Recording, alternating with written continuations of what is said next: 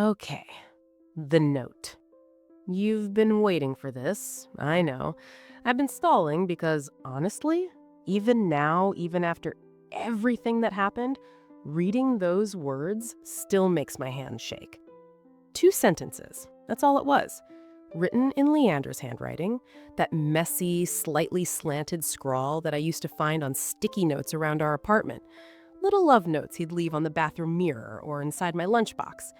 Notes that said things like, "You're beautiful," or "Dinner's in the oven," or "I love you more than coffee, and you know how I feel about coffee." But this note didn't say anything like that. It said, "Stop looking for me. They'll kill you too." I read it 3 times, 4 times, 5, each time hoping the words would change, hoping I'd misread it, hoping it was some kind of joke. It wasn't. Audley was sitting in the passenger seat. She saw my face change. She saw the color drain right out of me like someone pulled a plug. "What?" she said. "Elowen, what is it? What does it say?" I handed her the note without a word. Watched her read it. Watched her eyes go wide. "They'll kill you too?" she whispered. "Two? What does two mean? Who's they?" I didn't answer because my brain was already spiraling, already connecting dots I didn't want to connect. At that moment, I genuinely believed my husband was in danger, that he faked his death to protect me, that someone powerful was after him and I was collateral damage waiting to happen. I believed it completely. And that's what makes everything that happened next so much worse. Okay, I need to pause here because this is the part of the story where everything I thought I knew gets flipped upside down, shaken violently, and thrown off a cliff. And I need you to brace yourself because I certainly wasn't braced when it happened to me. So there I was, playing detective with Audley, 2 women running on coffee, fear, and blind determination. We tracked down the funeral home. We confronted the nervous little man who ran it, Mr. Ashgrove, who claimed he had no record of Leander's burial. We found out that Officer Vesper, the cop who called me the night of the accident, didn't exist. We discovered that someone had gone to enormous effort to erase Leander Mitchell from existence. And all of it, every terrifying detail, just confirmed what I desperately wanted to believe.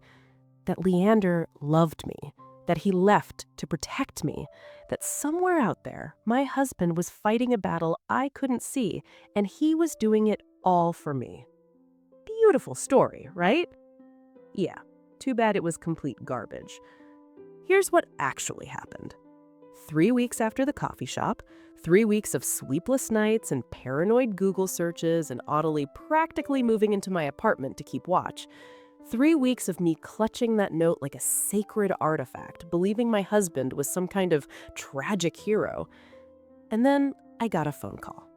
Not from a fake cop this time, not from an unknown number, from a real person. A woman with a calm, professional voice. "Mrs. Mitchell, my name is Cordelia Vasquez. I'm an attorney with the law firm Pemberton, Hale and Associates. I'm calling on behalf of my client, Mrs. Isolde Krevane. I believe you know her husband." What? I don't know anyone named Krevane. "You know him as Leander Mitchell." The room tilted. Actually tilted, like the floor just decided to become a wall. "Excuse me?" "Mrs. Mitchell, I understand this must be confusing. My client would like to meet with you. She has information about your husband that she believes you deserve to hear. Can you come to our office tomorrow at 2 p.m.? I should have said no. I should have hung up. I should have done literally anything other than what I did.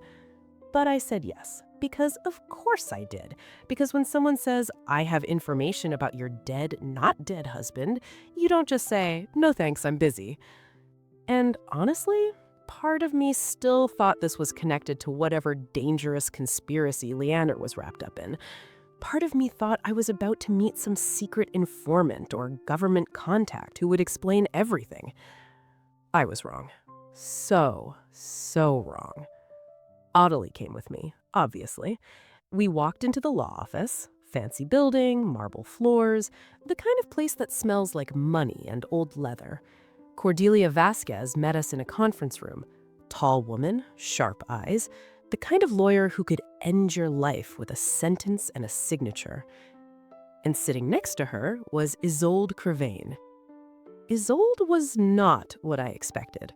She was in her 70s, thin, elegant, silver hair pulled back in a low bun. She wore a navy blue dress and pearl earrings and sat in a wheelchair with an oxygen tank beside her. Despite everything, she was beautiful, the kind of beautiful that time can't fully take away. She was also clearly very sick. Her skin had that translucent quality, her hands trembled slightly.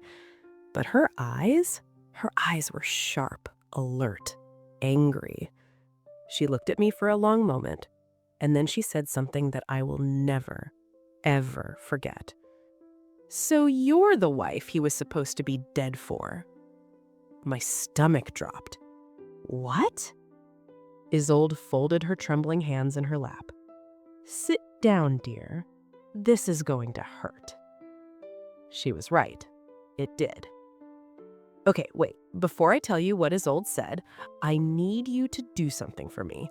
I need you to take every romantic notion you had about Leander, every sweet memory, every tender moment, every "he did it to protect her" theory, and put it in a box. Close the box, lock it, throw away the key. Because none of it was real. Here's the truth. Leander Mitchell, if that was even one of his real names, which honestly I doubt at this point, met Isolde Krevane 8 months before he died. 8 months.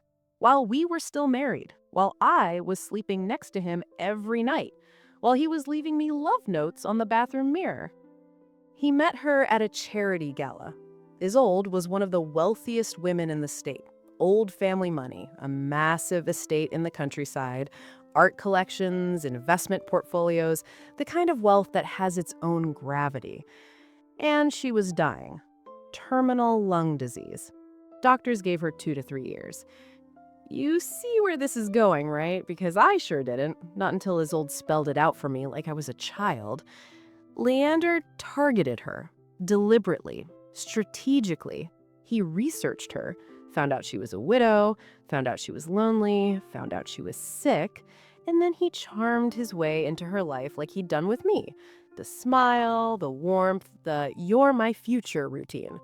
Word for word, the exact same lines, like he had a script saved on his phone. He married Isolde 4 months after his fake funeral. 4 months! While I was still crying to myself to sleep every night, hugging his pillow, while I was barely eating, while I was begging God to let me dream about him one more time, he was saying "I do" to a 73-year-old woman with a 9-figure estate and a terminal diagnosis. Not because he loved her, because he was waiting for her to die. Let that sink in. He faked his own death so he could go wait for someone else's real one. The closed casket, the fake cop, the disappearing funeral records, the mother who flew in and never contacted me again. She was in on it, by the way, his actual mother. She knew the whole time. She knew, and she held my hand at the funeral and let me cry on her shoulder while her son was already planning his next life. And the note? "Stop looking for me. They'll kill you too." Fake. All of it. There was no they. There was no danger, no secret organization, no secret enemies. He left that note in the book because he saw me in the coffee shop and panicked. He needed me to be scared. Scared enough to stop looking, scared enough to go home and hide and never question anything again. He was never protecting me. He was protecting himself, his plan, his payday. I sat in that conference room and I couldn't breathe. Audley had her arm around me so tight I thought she might crack a rib. Tears were streaming down my face, but I wasn't making any sound. I was just leaking, like a broken faucet that nobody knows how to fix. Isolde watched me cry with an expression I didn't expect. Not pity, not superiority, understanding.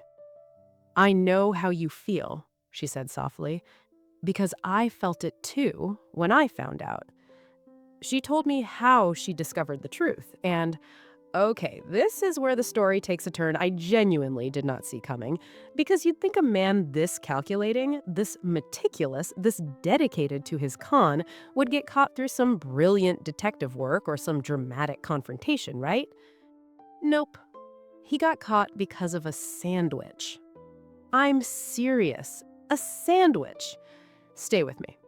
See, Isolde had a private chef, a woman named Brigitte, who'd worked for the family for 20 years.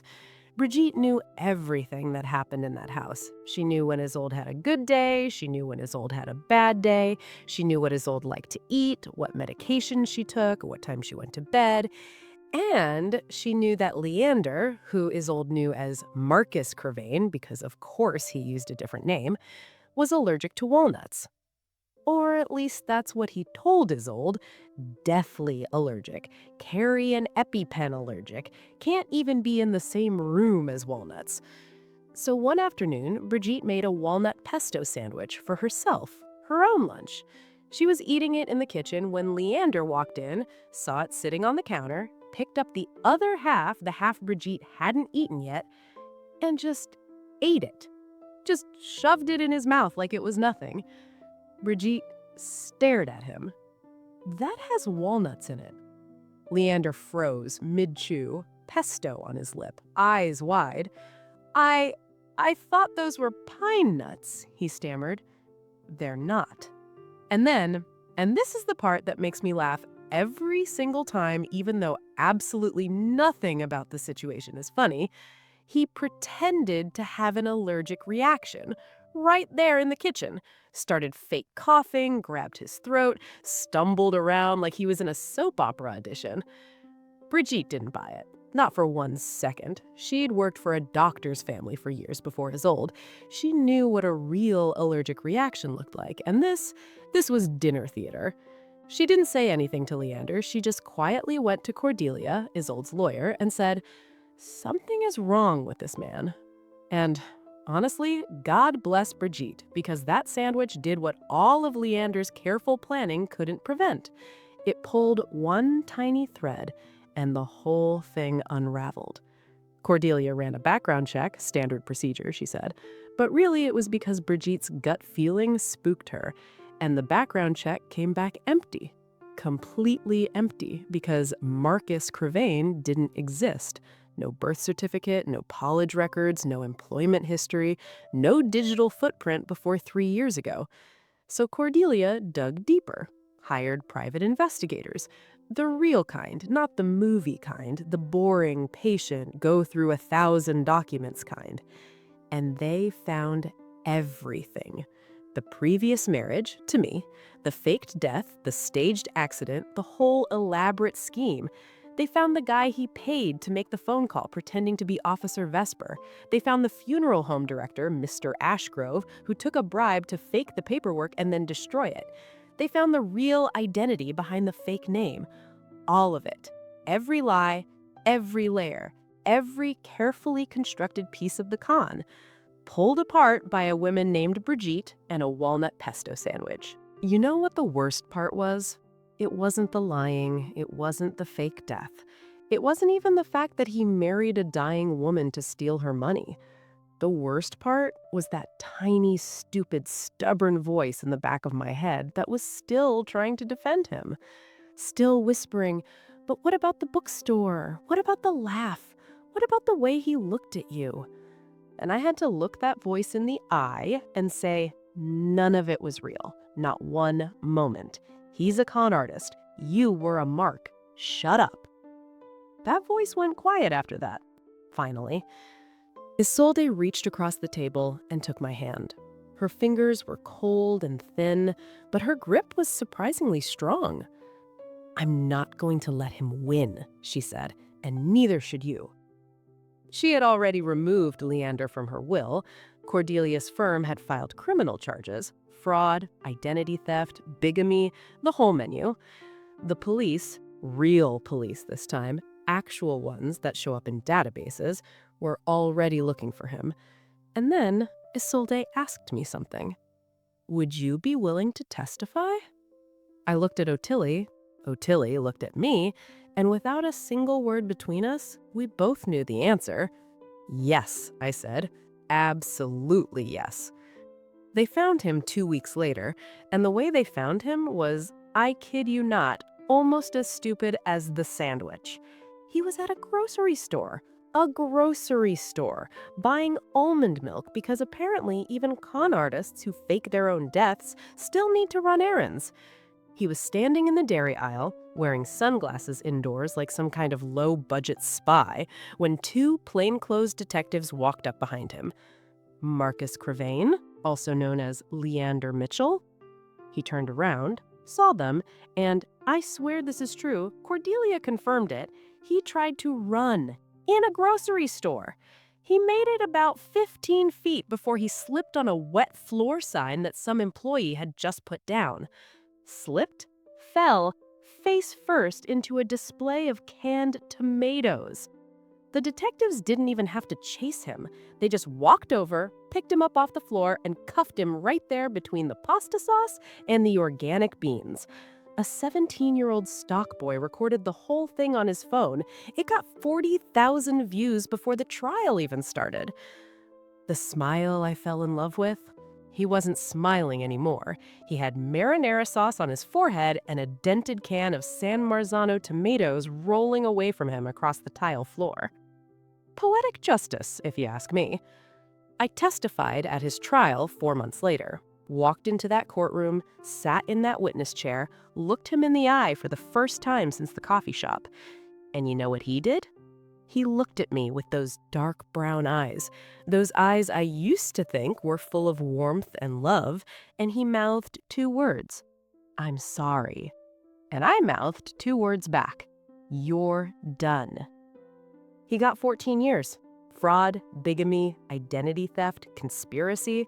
The judge called it one of the most calculated and heartless schemes she had ever seen in her courtroom. Leander's lawyer tried to argue that his client was a victim of his own emotions. The judge actually laughed, out loud, in court. I respect her immensely for that. Now, here's the part you probably don't expect. I'm okay. Not perfect, not magically healed, not starring in some inspirational comeback montage with a pop song playing in the background, but okay. Actually, genuinely, hard-earned okay. Therapy helped a lot. Otillie helped more. And Biscuit, sweet, clueless, sock-stealing Biscuit, helped the most. Because dogs don't lie. Dogs don't have hidden agendas. Dogs just love you and drool on your pillow, and that's it. That's the whole deal. Isolde and I stayed in touch. She sends me handwritten letters, actual letters with stamps and everything, because she says email is for people without class. She also sends Biscuit homemade dog biscuits from Brigitte. Yes, the same Brigitte, the sandwich hero. Biscuit loves her. I do too. And speaking of Brigitte, Isolde gave her a raise, a big one, and a bonus, and apparently a small cottage on the estate grounds. Because when your chef saves you from a con artist with pesto, you reward that woman properly. Isolde has outlived her diagnosis by 2 years so far. Her doctors are baffled. I'm not. That woman is too stubborn to die on anyone's schedule but her own. And me? I took off my wedding ring. Finally. For real this time. Didn't put it in a jewelry box. Didn't save it. I dropped it in the ocean on a Tuesday afternoon. A Tuesday. Same day of the week I buried an empty casket and a fake life. Felt right. Otillie threw a little ceremony for it. She brought champagne and made a toast. To Eloan, she raised her glass, who married a con artist, survived a fake funeral, outran a fake conspiracy, befriended the woman her con artist husband tried to rob, and still looks amazing in yoga pants. Also, shout out to Brigitte and the sandwich. I laughed, really laughed, the kind of laugh that comes from somewhere deep and real and unbroken. And then we drank champagne on the beach and watched the sun go down. Biscuit ate sand. It was perfect. So that's my story. Not the fairy tale I thought I was living, not the thriller I thought I was uncovering, just the truth. Ugly, painful, occasionally hilarious truth. A man who faked his death got taken down by a walnut pesto sandwich and a wet floor sign. You can't make this stuff up. But you know what? The truth set me free, and I'll take freedom over a fairy tale any day of the week, especially Tuesdays.